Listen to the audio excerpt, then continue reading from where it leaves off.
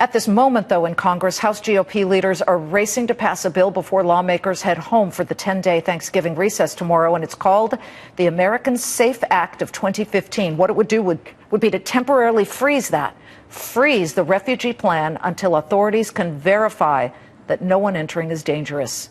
Representative Richard Hudson is the author of the bill. He's joining us first on Fox Business Network. Thank you so much for being here, Representative. To be clear, this would freeze or end the refugee program?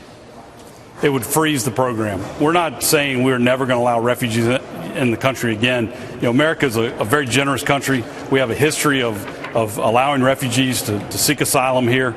All we're saying is, in this case, in the case of Syrian refugees, we don't have the ability to do the adequate background checks we need to make sure that ISIS isn't successful in what they promised to do, which is exploit this refugee crisis to send terrorists into our country.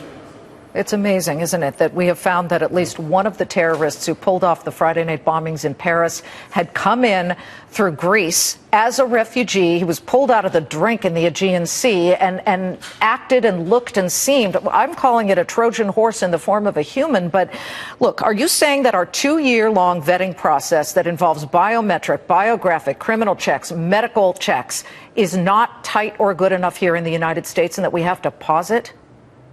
Well, it's a good background check in a lot of cases, but in the case of Syrian refugees, if you're going to do a background check, you're going to go check third-party databases. There aren't any that we can access in Syria. You're going to go interview the neighbors of the person. Well, those neighborhoods don't exist anymore. You may go talk to former employers. Well, those companies in Syria aren't open anymore, so there's no way to do a proper vetting.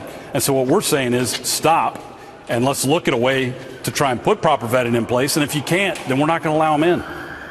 Well, also, there's already some pushback here from the Heritage Action for America Foundation. They say that the best way to do it would be to deny funding to the current program, which is a little contradictory, I guess, because it sends the same message, but in a different way. They're saying that what your bill does is not give Congress enough teeth to change the system.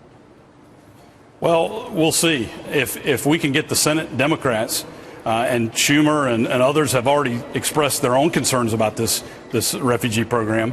If we can get them to work with us, we can have a bipartisan initiative here. Have you spoken to Senator Schumer?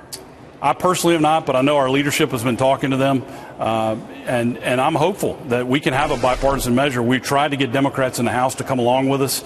They said it's too drastic. We'll never be able to bring any refugees in if we pass this bill, and so they're not going to vote with us. But my hope is if we can get just a few reasonable Senate Democrats to come along with us, and then we can put this on the president's desk, and maybe we can be successful.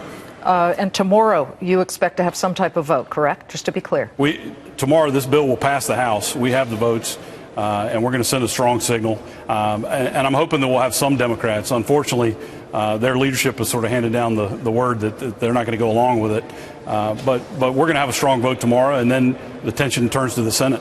All right. Well, you're saying it right here, first on Fox Business. This vote will pass in the House for the SAFE Act that pauses the refugee program for the moment. We'll have you back because I very much am interested in hearing exactly what happens. Representative Richard Hudson of North Carolina. Thank you. Thank you so much. Thanks for raising this issue. Of course. Well, you raised it. We're reporting it. But again, trying to speak with Democrats on that side. They obviously have reached out, as you heard the representative just say, to Senator Chuck Schumer of New York, a Democrat. We'll keep on that story.